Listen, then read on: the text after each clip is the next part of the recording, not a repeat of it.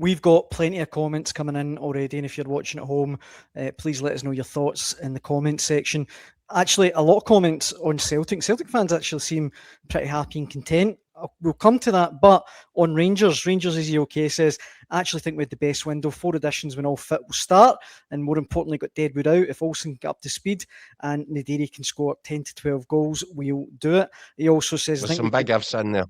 He also said, I think we could move Moore into Asgard's position, because I do agree, Keith, he's a liability and the type of player who could get managers the sack. But 4 and look like they could all start. James chimes in saying Olsen's mediocre start is concerning. He looks like another player without much confidence.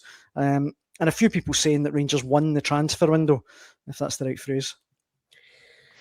Well, we'll see who wins the title, Daniel. I mean, if Rangers win the title, then I think you'd need to say they did win the transfer window, because that'll have made. I don't even think it needs to come down to that. Listen, I don't think we should conflate it. Did Rangers have a decent transfer window? Yeah, they certainly did. Was it ever likely to be a sort of conclusive transfer window, one that sorted all the problems that were left behind from the previous one? No, it wasn't. It was never going to take one transfer window to fix the mess that Rangers had made of themselves last summer. But I think you're right. I think they've laid down the foundations. They're certainly moving in the right direction. I just feel, in order to give themselves the best chance of actually winning the title this year, they probably needed another sort of X factor signing and for the final third. I think they're in with a running chance, a fighting chance in the title. Certainly are.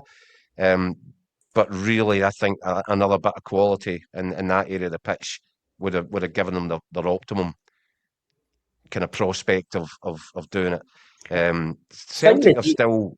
Naderi will be vital in that, Jacko. Look, we don't know how good this boy's... Exactly. We've only seen the clips, not everybody else. I think they are excited about him, by the way, Scott. There's a lot of people who seem to be really excited about him. I agree. And I think if he comes in and hits the ground running, and that's a good thing about him as he's playing. He played 90 minutes at the weekend. I think Danny Rohl said he scored last week as well.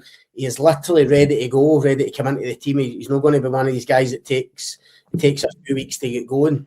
So if he hits the ground running and starts scoring, because as we've touched on recently... Great chances for him. Exactly. Well, exactly. But their creation of chances and just their output of goals just isn't good enough. And depending on what type of striker he is, if he just sparks something, or he's the type... I listened to Derek Ray, the commentator the day, talking about him, saying he's not just a scorer, he can create things on his own, which I think Rangers need. Yeah. Rangers have need a centre forward. I was speaking to somebody about this last night, where their centre forwards now, it's as if their priority is to be part of the build-up.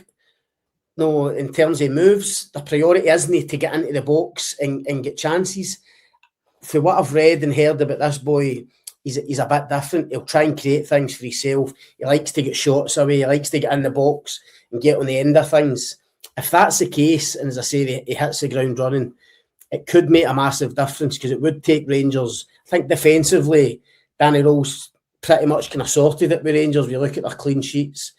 The addition of Chukwueze in there, with Barron to come back, midfield, defensive-wise, should be pretty solid. Even Romans coming in at left-back should solidify them again. Mm-hmm. It's just that final bit, and it's just whether Naderi is going to be that difference-maker in the final third. And that's where we've got a big question mark, because neither you, I, Dan, or any of the guys back, at home, have got sufficient knowledge of the third tier of German football to make that evaluation. We will only know when we see him in the flesh, when we get a look at him and we take a look at what his end product looks like. So that leaves a question mark over for me, the business that Rangers have done. If we're being asked as of today to make an assessment on who won the window, I think Rangers are a really strong window, but until you actually see what they've got on their hands, you won't know for sure, or you can't really gauge it. And somebody made a point about Skov Olsen, and it's a valid point, and people think you're being harsh, and I know Skov Olsen's only played a couple of games and he's not a lot of football, but as harsh as it is, if Rangers are going to win the title, they need this guy to get up to speed quickly, because he has looked well off the pace in the first 2 games. I expected better on Sunday at Hibs after he did a week's training at Auchenhowie while the squad were in Porto. But he just didn't do it. He didn't look fit. So he's been off it so far. Rangers need him to click into gear pretty quickly. Agreed. Because that he could be vital, because we know he's got quality. It's just whether he can produce it between now and the end of the season. Well, you can see on your screen there that the one and only Andy Newport has joined us from Paisley to tonight's game. Just before we come to Andy, though, a few people in the comments, Scott, asking, have you heard anything about Dow signing in the summer potentially for Rangers? Potentially, Daniel Jens here to Dow, yeah, he's obviously somebody that was on Rangers' radar. From what I heard this morning, it looks to me as if there's been so much interest in this boy. I think Besiktas and Lazio and that have been at the table, not been able to get a deal done, obviously. But because of that interest, it's hiked his price right up in terms of what Tromsø are looking for. There's so much interest in him, and I think it's hiked the price up so high, to a level that Rangers weren't there to go to get him in at this stage. So there's nothing in place for Hjertodal at the moment, other than the fact he is on their radar and they know all about him. But I wouldn't totally dismiss it this summer. I think it's something that could be revisited, especially as we touched on earlier, or I think we were talking before we came on, about Nico Raskin. Who knows where his future's going to lie in the summer after a World Cup. You look at his contract, Rangers might look to cash in. So maybe somebody like Hjertodal would come back into their thinking, but no, it's nothing that's kind of imminent at the moment.